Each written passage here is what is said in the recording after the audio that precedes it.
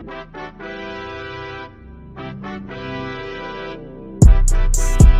is the 49 Carats Prospect Spotlight. What's going on, everyone? Welcome to another edition of the 49 Carats podcast. You are here for another Prospect Spotlight where you get a chance to learn more about NFL draft hopefuls.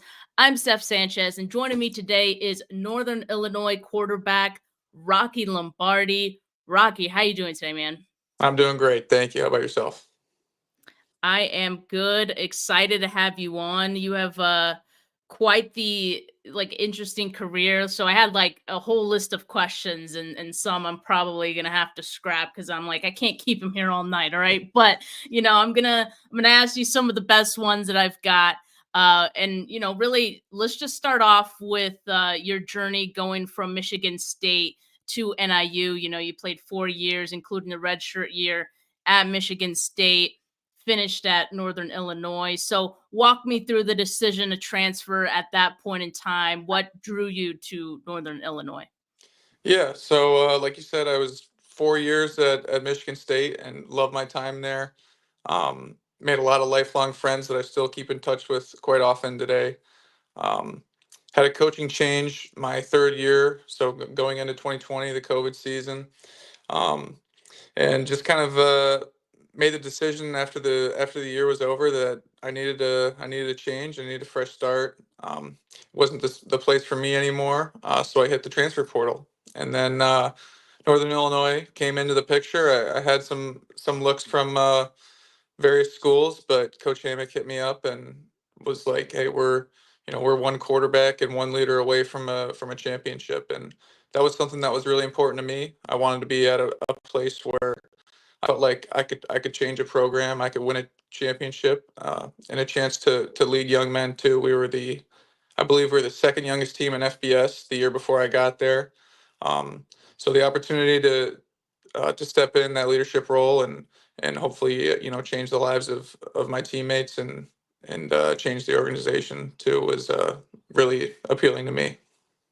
Well, it definitely feels like you thought or spoke those two things into existence because in your first season at NIU, you started all 13 games. You helped lead your team to a MAC conference championship in 21. So how did it feel to in your first year be able to come in and win a championship right away? And a game, by the way, that you guys were underdogs. How did that kind of feel for you?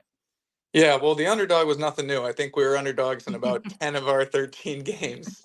So that's something we did all year, but it was very exciting. Winning conference championships, MAC titles is something that NIU football has done over the last decade, and uh, the program really wanted to get back to that spot. So to be able to do that was really exciting. And then, after the game to see how happy it made all of my teammates and their families and the coaching staff and the AD.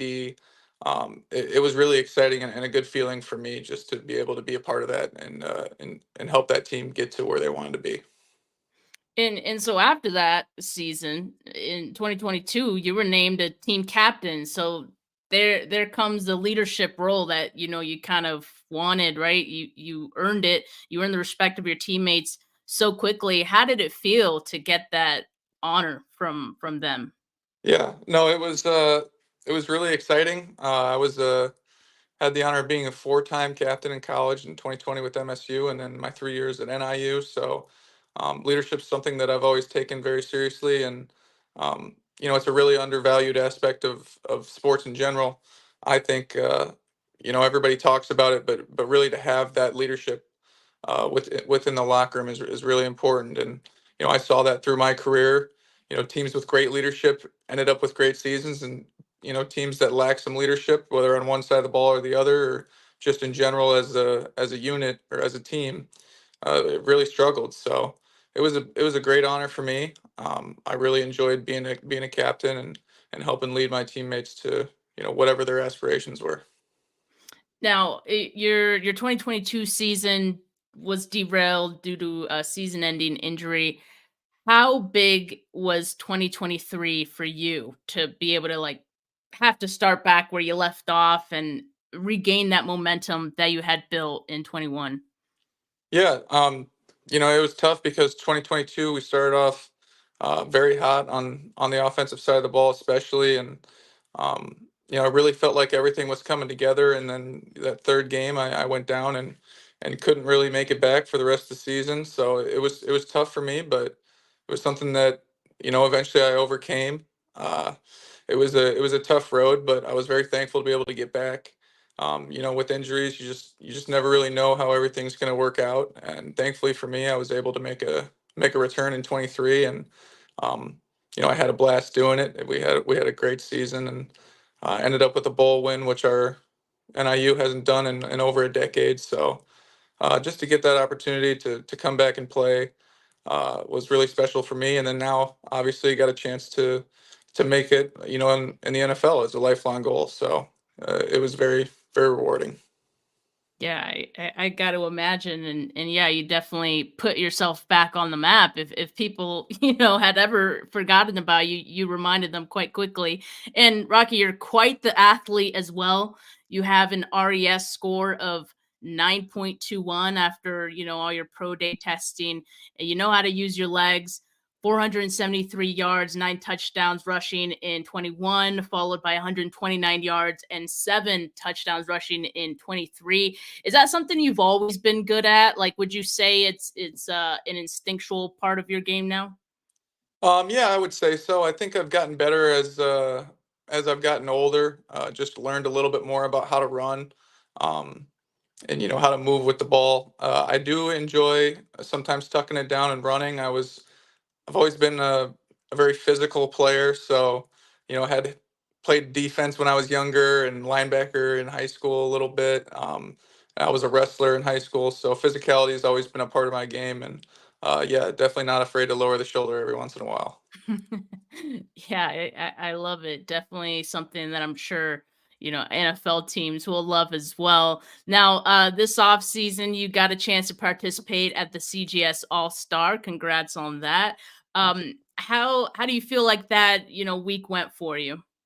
Yeah, it was great. I wasn't, I didn't know a ton going into this process of what the pre-draft process looked like. So for me to get an opportunity to go to that All-Star game, it was awesome. I had a good time, met a lot of people and friends of mine now, and then really got to talk to quite a few teams at that CGS. Talked to quite a few scouts, which was really cool for me. Don't you have scouts come in throughout the year, but you really don't get an opportunity to sit down and talk for 20, 30 minutes, however long it takes, with these scouts. So it's good to be able to share a little bit about my personality and about my game with them, and just kind of get my foot in the door, so to speak. Well, I was just showing some of your pro day numbers a bit ago, so I'm assuming, those went well as we saw the green that was there. So I'm not going to ask you how you felt. I'm sure you feel great about it. But you also had a couple of local pro days that you were invited to, I believe, with the Bears and the Packers, right? So Right. how did those go? And what was that experience like for you?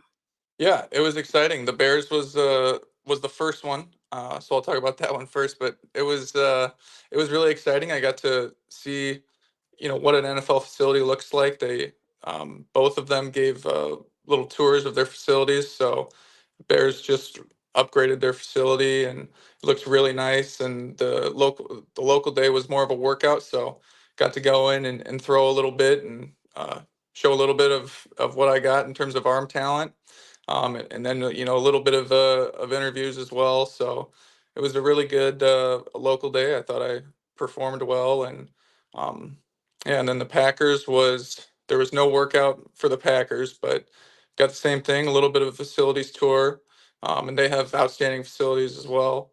And then that was followed up with like a meeting. So we had some film review and then quizzes on an install, which is really exciting. I'm a football nut, right? I love the game and the X's and O's. So for me to go over the install and memorize some plays and talk about ball and talk about film was really exciting for me. So it was a great opportunity. Well, you mentioned you're a football nut. I have to imagine that has just a little, at least, to do with the fact that you've been surrounded by football your whole life. Your grandpa's in the Illinois High School Football Coaches Association Hall of Fame. Your dad played football at Arizona State, now a football coach of 30 plus years. Your brother, an offensive lineman. I mean, what's Thanksgiving like at your place? That's got to be quite the day. But no, seriously, I mean, being that football is so ingrained to your family, how much have you been able to kind of lean on them to, give you feedback or just advice throughout your playing career? Yeah. No, I've been very fortunate to have a lot of people in my life who know a lot of ball. And my grandpa was very knowledgeable and passed on a lot of that information to my dad, and my dad has definitely done that to me as well. So it's nice to have somebody to talk to, and my dad and I will watch film. We watch film during the season, and sometimes we'll just call and talk ball completely irrelevant to what our game plan is or what my offense is. I'll have questions about defense or whatever. He was mostly a defensive coach, so he's a really good outlet for me to use, and in order to learn more about defense, from the defensive mind perspective. Uh, Definitely feel like I've learned a lot from both of them. Just bouncing ideas back and forth off each other. It's a resource that not a lot of people have, and I certainly don't take it for granted. Yeah, and I'm sure NFL teams, like they have that, background as well, and a lot of people in your corner who know a lot of football. Walk me through your film study. What is that like for you? What are some things you kind of look for in your opponents when you're in the midst of game planning? Yeah. So generally, I would say most people have some sort of a routine, right, in terms of film study, and I'm no different. Typically like early in the week, and in the MAC we play a couple midweek games, but we'll just say we're playing on a Saturday. Sunday, you go through the game film of the week prior, and then I would go through it again with my receivers with the notes that I had written down, and then after that, I generally watch about 3 to 4 games of the team that we were playing that week, just to get a general feel of their base defense and what they're trying to do. And then every day after that has some sort of a topic that I'm going over. On Mondays it'd be formationally driven. So what are the favorite formations that we like to run that week? How do they like to line up to that? What pressures do they like to bring? What coverages do they run behind it? And then after that, it would go to third downs and pressures. So again, what are their pressure tells? What are their alignments like? What's gonna tip off a field pressure versus a boundary pressure? What type of fronts? Um, and after third downs on Wednesday, then we move into like a 2 minute or special situation type of deal. So trying to figure out what kind of defenses they would like to play in 2 minute or a 4 minute, let's say, and making sure that we're getting in the right spots. And then I also throughout the week I like to go through and make sure that the receivers and the O line we're all good on, what our protections are, what our protection plan is for that week, what the plays we have going in terms of pass concepts, and making sure we're all good on the adjustments. We adjusted routes, so there's a lot of detail that goes into Yeah. preparing for a game, and I'm not going to bore you with all the details, but Oh, please. realized I was rambling a little bit. But no, there's a lot of detail and planning that goes in, and the more that you can study and prepare to be on the same page on Saturday, the more likely you are to be successful. Right. And I'm sure a lot of that film study kind of helps you in knowing when it's the right time to tuck and run as well, right? If you see a team that, this guy crashes in a lot, I think I can do it, all those things. So yeah, no, definitely comes in handy. Now, one question that we got in the chat that, I also thought to ask you as well from Mark Graves here. He asked, does Purdy getting drafted last give you hope that players from a smaller school gets a look? Yeah, for sure. I would say Brock Purdy. So I'm actually from Iowa. So Brock Yeah. Purdy, obviously an Iowa State Cyclone. So that connection as well. Just seeing somebody get drafted in obviously the last overall pick of the draft, and having the success he did, or he does currently still have, is definitely something that guys like me can look for and see that you don't have to be the first overall pick to have success in the league. And obviously the greatest of all time, Tom Brady, was drafted in the sixth round. So um, all the great ones aren't always first rounders, and I understand where I'm at, and I understand my name's not going to get called on day one, but all I need is an opportunity, and I think that my work ethic and knowledge of the game will take me as far as I need to go. Yeah, and I definitely think an opportunity is coming for you. Now, speaking of the draft, what are your plans for draft day or draft weekend? Yeah, so I'm currently in New Jersey right now training, but a couple days before the draft, I'm gonna head back and I'm gonna spend the draft with my dad in Chicago on that third day, and hoping to get a call or a couple, and figure out what the best place is for me and what my best chance is to make a roster. And yeah, currently we're I believe 8 days away from the draft. So what are kind of your feelings right now? What are the emotions, thoughts running through your head as we get closer? Yeah, it's definitely it's a unique feeling. I've worked my whole life to be in this situation, and I'm thankful that I've got an opportunity to even be a part of this pre-draft process, and have the chance of my name being called on draft night or even signed as a free agent uh, is really exciting. And there's definitely a little bit of nerves, but at the end of the day, it's all this stuff is out of my control, right? Everything that's been within my control, I've already done. I've done the local days and my pro day and all the pre-draft stuff. So for me, I'm just trying to stay patient, waiting for a call, and then being ready to work as soon as my phone rings.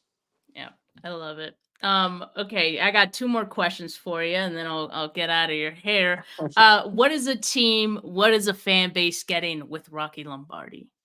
Yeah, I think they're getting somebody. I know they're getting somebody who understands the game, who's extremely competitive, and just a total team player. I was a backup for 3 years. I really understand what the role is of being a backup quarterback, and I understand what the role is of being a starting quarterback. Um, I understand how to work. I understand how to lead people. So I would say, an organization is getting somebody who's extremely competitive, team oriented, and not afraid to speak their mind and say what's best for the team. I love it. I definitely think a team is going to feel very fortunate to have that. And my last question, I couldn't not do this without addressing the elephant in the room. Is the mullet coming back? That's funny. I don't know. I don't know. I made a split second decision last year whether the mullet was going to come back or not. I started it in 21 with me and my buddy Clint. We started the mullet in 21, and I brought it back for 22, and obviously I had it in 23. Um, I'm just I'm gonna have to play the field and see what the vibes are feeling like for the mullet. I But love it. Go you gotta go off the vibes. I we're gonna absolutely see. love that. But Rocky, thank you so much for coming on and taking a bit of your day to answer some of these questions. Definitely enjoyed it. And best of luck, these next few days and obviously beyond that as well. Definitely gonna be rooting for you regardless of where you go. Thank you so much. Appreciate you having me. Appreciate everyone that tuned in. Make sure you like this video. Make sure you subscribe to the channel because there will be a few more prospect spotlight interviews before we get to the draft. So hit those buttons. But for now, have a good rest of your Wednesday, folks. Peace.